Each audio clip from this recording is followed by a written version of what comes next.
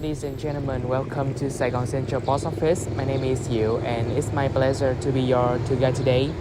So we're standing before Saigon Central Post Office.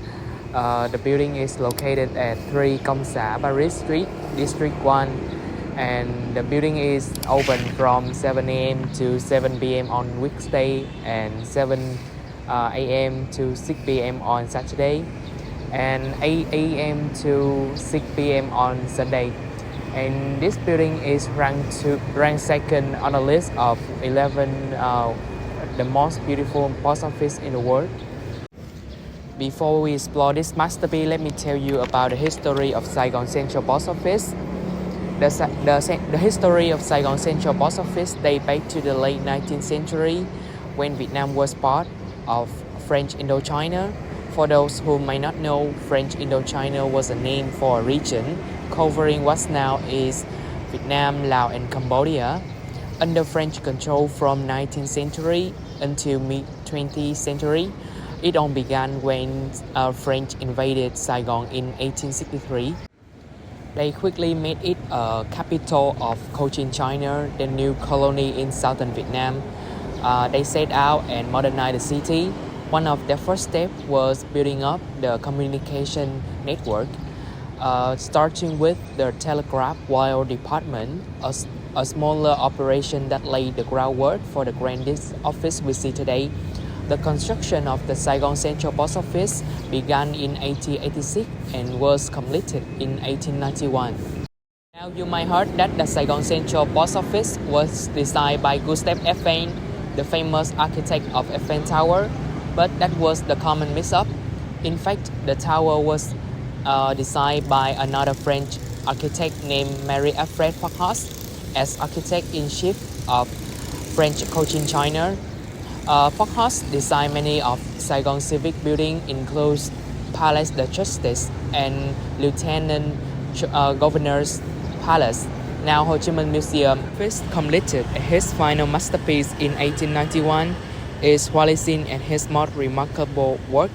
Sadly, just a year later, Farkas passed away in Saigon at age 52 after a brief illness, leaving this as his lasting legacy. And now, let's take a closer look at the outside of Saigon Central Post Office. It's packed with fascinating details. When the French invaded our country, they always used a grand excuse that they wanted to enlighten Vietnam people. So in their construction, they always added a lot of symbols for the enlightenment. And this post office is a perfect example. Hello everyone, my name is Huy Bình, your tour guide today, and now I will introduce you the outlook of Saigon Central Post Office. Start by lancing up at the arch entrance. Right at the top of the gate, you will see the head of Hermes, the great god of commerce and messenger, a fitting guardian for a place on about communication. And just below it, you will find the gallows that has been running for more than 130 years, along with the number 1886 to 1891, which were the period of building construction. The structure itself is quite unique. Unlike traditional Vietnamese house, we are usually rectangular or square. Saigon Central Post Office has T-shaped design, which one section face the street, while another sketched inward, creating a striking layout. The strong horizontal line and contrasting pattern give a bold look, almost like a classic European train station room century past. It command attention and hint at its colonial roots. Looking along the railroad window, you will spot many names of famous scientists and philosophers in Europe who have made great contributions in telecommunication and electronics. For example, on my right hand, you can see the name of Alessandro Volta, an Italian physicist who invented the electronic battery, providing the first source of continuous current. And you can see the name of American polymath Benjamin Franklin, who set up the first national communication network. And take a look on my left hand, you can see the famous French mathematician named Laplace, who worked very important to development of mathematical astronomy and statistics, and also Michael Faraday, the research physicist who played a crucial role in developing electric motor, generator, and power distribution system, and many famous names. And finally, don't miss the charming garden in front of the Central Post Office.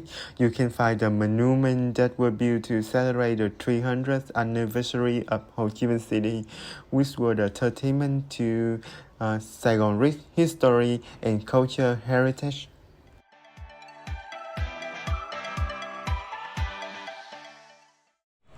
Good morning everyone, my name is Tanvi and now let's go inside the post office.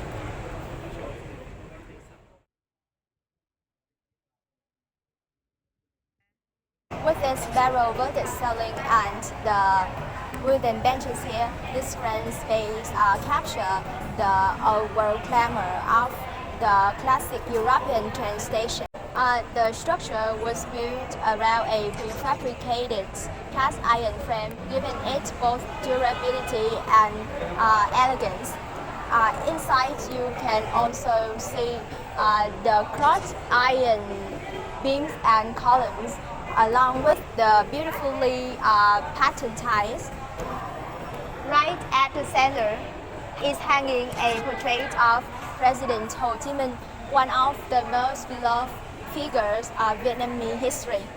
Now let's take a moment to admire two historic maps displayed on the walls. On the left side, there is a map of telegraphic route in South Vietnam and Cambodia, last updated in 1936. And on the right side, there is a map of old Saigon and its surrounding, showcasing it when Saigon was just District 1 and District 3. Speaking of Saigon, did you know that the entire city was not always called Saigon? In the past, this area was a part of Gia Định province, and Saigon was just a small section within District 1 and District 3. Over 300 years ago, this land belonged to the Khmer people, an indigenous people in Cambodia. And at that time, this place named Prenoko, which means the city in the forest in the Khmer language. And when Vietnamese people take over this place, this name changed gradually due to the mispronunciation. First, Prenoko was changed into Raiko in Vietnamese. Later, Raiko was renamed into Saigon. And in 1976, the city was officially renamed Ho Chi Minh City.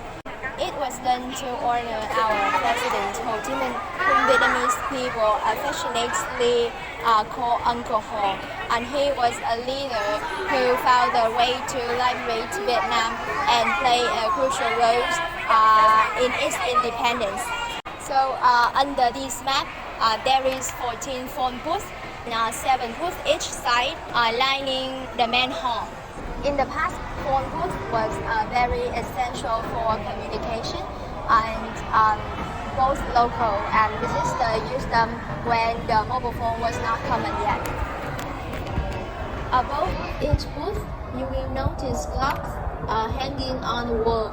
These clocks display the current time in international cities such as Moscow, Tokyo, Beijing, Seoul, Paris, Pretoria, and so on. This feature highlights the post office historical role as a global communication hub. It serves as a vital link connecting Vietnam and the rest of the world. Hi everyone, my name is Yum and I will continue with this building significance. So this post office isn't just about history, but it's also a living piece of cultures. So there used to be a man whose name is Yung Văn Ngộ, and this is a picture of him. So this man here was the last handwritten letter for hire in the 21st century, and he also worked here for 70 years. He could write in many languages such as French, Chinese, English. But sadly, we won't be able to see him now as he has passed away in August 2023. But till now, he's still a very special part of this post office as a great imitations of passion in work and hospitality. So about the functions of this post office, as you can see, people still keep the original function of this place at a bustling center for postal services in Ho Chi Minh City. So here you can buy postcards or stamps at reasonable prices to send letters to your loved one around the world. Or you could also use other services such as the express delivery, parcels, or international mailings. So these combinations of OHM and also daily use has allowed both local people and also tourists to experience a living piece of culture, of histories, while also handling today's communication needs. Now let's look at the left side and the right side of this building. So you can see there are small staircases that lead you to the souvenir shop in this post office.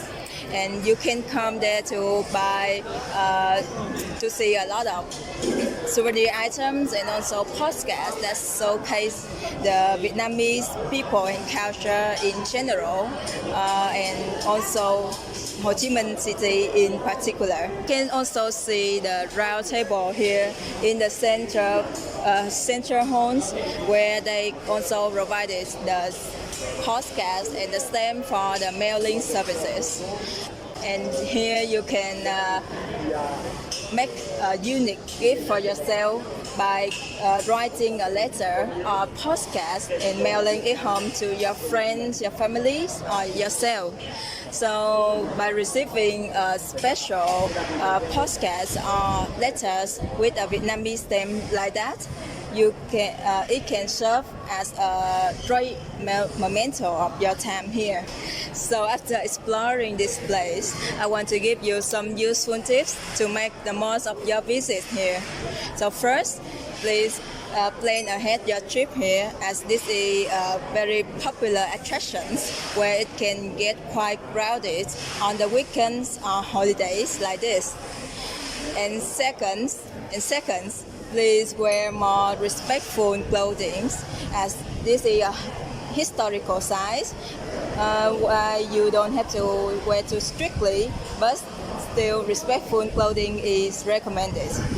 And third, if you have time, you can also visit other attractions nearby, like the Notre Dame Cathedral that is just in front of this post office, the Independence Palace, or the Opera House that is just a short away from this place.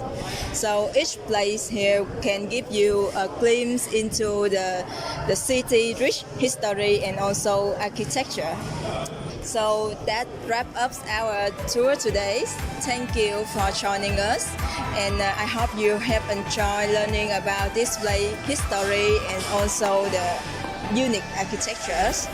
And we wish you a great time exploring Ho Chi Minh City in Vietnam.